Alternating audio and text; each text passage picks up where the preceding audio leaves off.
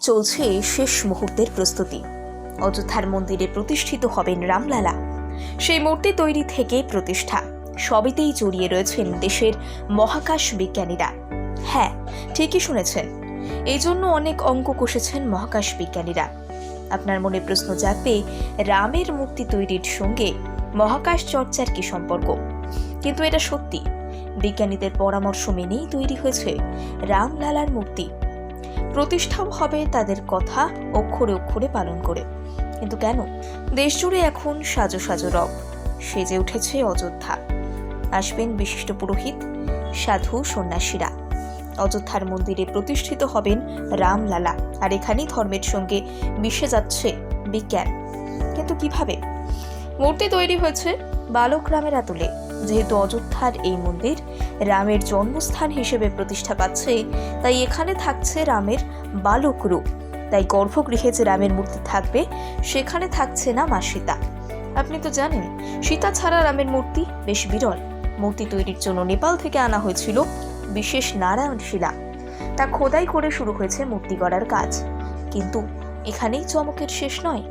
রামলালার মূর্তি গড়েছেন কয়েকজন শিল্পী। শিলার সেরা মূর্তিটি গর্ভগৃহে প্রতিষ্ঠা করা হবে। সেরা 3টি মূর্তির মধ্যে বেছে নেওয়া হয়েছে একটিকে। রাম মন্দিরের গর্ভগৃহে প্রতিষ্ঠিত হতে চলেছে কর্ণাটকের শিল্পী অরুণ যোগীরাজের তৈরি মূর্তি। মূর্তিটি দেখে মনে হবে কোনো 5 বছরের বালক দাঁড়িয়ে। মূর্তির উচ্চতা 51 ইঞ্চি। জানা যাচ্ছে মূর্তিটির গড়ন এতটাই সুন্দর হয়েছে যে একবার দেখলে চোখ ফেরানো যাবে না। এখানেই মহাকাশ বিজ্ঞানীদের কারিকুরি। বিজ্ঞানীদের পরামর্শ মেনেই মূর্তির এই মাপ নির্দিষ্ট করা হয়েছে। শুধু তাই নয়, মূর্তিটি গর্ভগৃহের ঠিক কোন জায়গায় বসবে, কতটা উচ্চতা হবে, সে সব কিছুই হচ্ছে বিজ্ঞানীদের পরামর্শ মেনে। তার পিছনে রয়েছে আরও একটি বিশেষ কারণ। বিশেষ তিথিতে রামলালার মূর্তির ওপর পড়বে সূর্যের আলো। তাই কোন জায়গায় মূর্তিটি প্রতিষ্ঠা করতে হবে তা চিহ্নিত করে দিয়েছেন মহাকাশ বিজ্ঞানীরা। সেই জন্যই তারা নির্দিষ্ট করে দিয়েছিলেন মূর্তির উচ্চতাও।